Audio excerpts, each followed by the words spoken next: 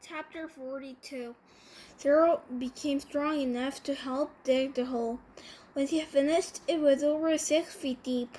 It filled the bottom with rocks to help separate the water from the dirt. It was still the best hole to dig around. That's the last hole I will ever dig, he declared, drawing down the shovel. Stanley smiled. He wished it were true, but he knew they had no choice but to eventually return to Calvary Lake. They couldn't live on onion forever. They had been completely around Big Dam. It was like a giant sundial. They followed the shade. They were able to see out in all directions. There was no place to go. The mountain was surrounded by desert. Zero stared at Big Dam. I must have a hole in it, he said. It must have a hole in it, he said, filled with water. You think? What else could the water be coming from? Zero asked. Water doesn't run uphill. Stanley bit into an onion. It didn't burn his eyes or nose, and in fact, he no longer noticed a particularly strong taste. He remembered when he had first carried Zero up the hill, how the air had smelled bitter. It was the smell of thousands of onions growing and rotting and sprouting. Now he didn't smell a thing. How many onions do you think we've eaten? He asked. Zero shrugged. I don't even know how long we've been here. I say about a week, said Stanley. And we probably eat about 20 onions a day, so that's 280 onions, said Zero. Stanley smiled. I bet we very stink. 2 nights later, Stanley lay awake standing up at the starfield sky. He was too happy to fall asleep. He knew he had no reason to be happy. He had heard or read somewhere that right before the person freezes to death, he suddenly felt nice and warm. He wondered if perhaps he was experiencing something like that. It occurred for him that he couldn't remember the last time he felt happiness.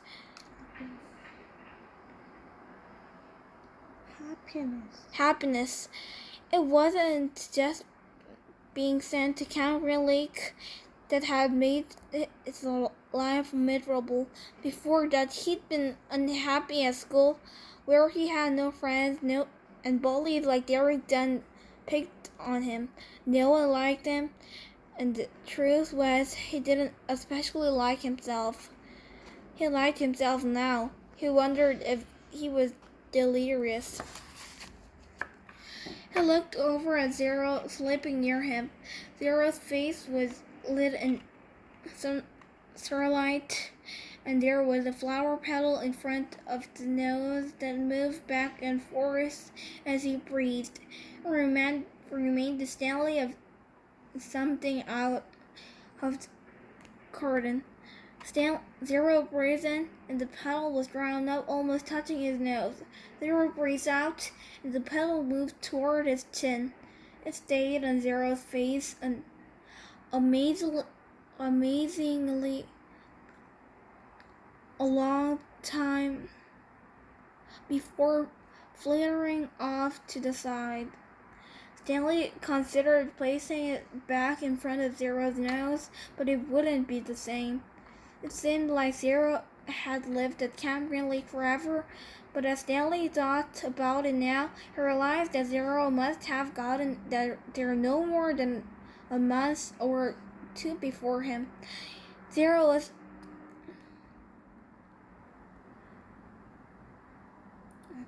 actually arrested a day later, but Stanley's trail kept getting delayed before of baseball.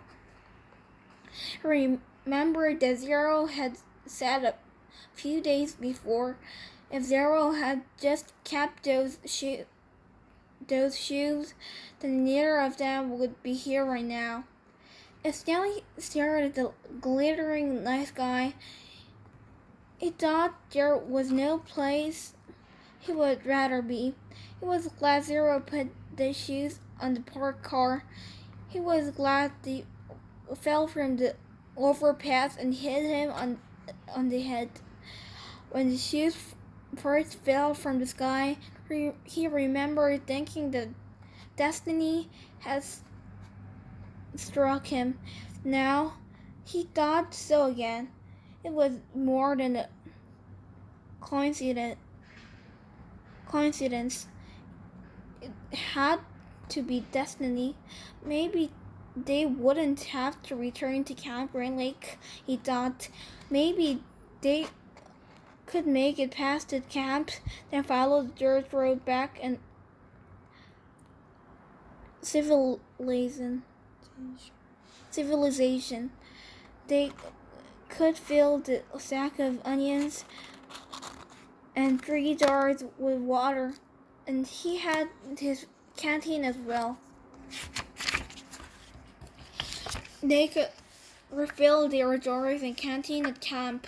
Maybe sneak into kitchen and get some food. He stopped, and counselors were still on guard. Everyone had to think there were dead, bothered food.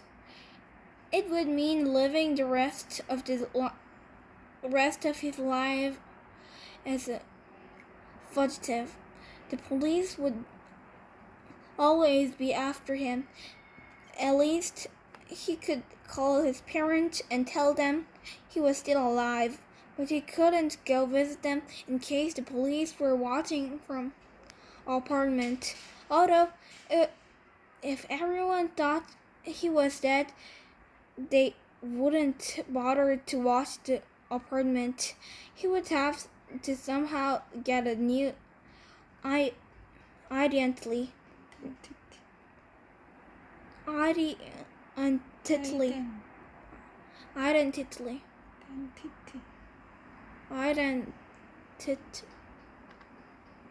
Now, I'm really thinking crazy, he thought. He wondered if he's crazy. But even as he thought this, an even crazier idea kept popping into his head. He knew it was too crazy to even consider. Still, if he was going to be fugitive for the rest of his life, it would help to have some money, perhaps a treasure chest full of money. You're crazy, he told himself. Besides, just because he found a lipstick container with KB on it, that didn't mean there was treasure buried there. It was crazy. It was all part of his crazy feeling of happiness. Or maybe it was destiny. He reached over and shook Zero's arm. Hey, Zero, he whispered. Huh? Zero muttered. Zero, wake up! What? Zero raised up his head. What is it? You want to dig one more hole? Stanley asked him.